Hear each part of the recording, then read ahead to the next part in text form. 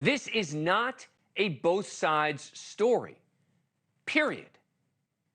The network's commentary got so absurd that it was eventually called out on the air by one of its own guests.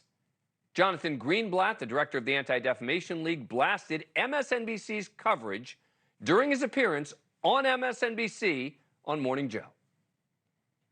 I've got to ask, who is writing the scripts? Hamas? The people who did this, they are not fighters, Jonathan. They are not militants, and I'm looking right at the camera.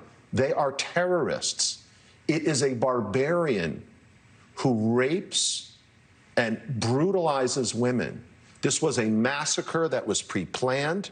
This was not destined to happen. It is not normal to shoot teenagers in the back, hundreds of them. So I just think, like, guys, get this story right. But they don't have any interest in that. Since Saturday, MSNBC has made 441 references to Hamas militants or the fighters. They are terrorists, full stop. And MSNBC's pathetic refusal to call them that is just shameful pandering to their far-left audience. Joining me now is John Ziegler, media commentator, host of the Death of Journalism podcast.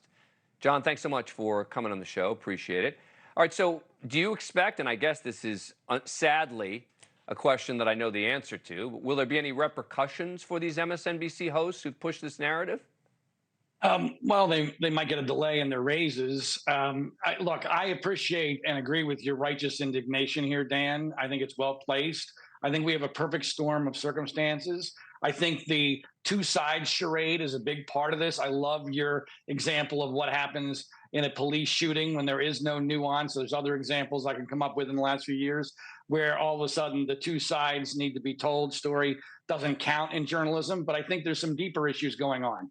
There's no question that pro-Palestinian, anti-Israeli thought has infiltrated the highest levels of the liberal elites. It's not just MSNBC. I saw similar things on CNN, even the New York Times.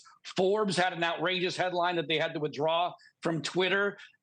We see it in the halls of Congress with the squad. This is now mainstream thought. Heck, the former president of Harvard, Lawrence Summers, had to put out a statement condemning Harvard, where he was the president, because they have not condemned these attacks. This is mainstream liberal elite thought now. And so it should not be a surprise when it makes into the liberal media. One last thing that I think is being missed.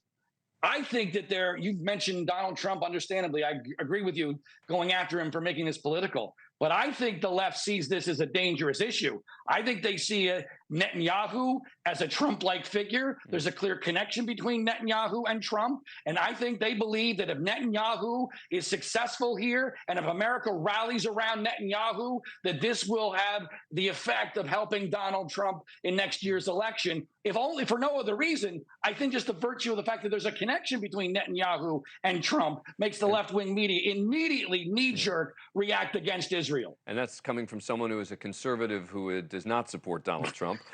Let me play a piece of sound. You mentioned CNN. This is a former Palestinian information minister who was on Fareed Zakaria's show on Sunday. Let's listen.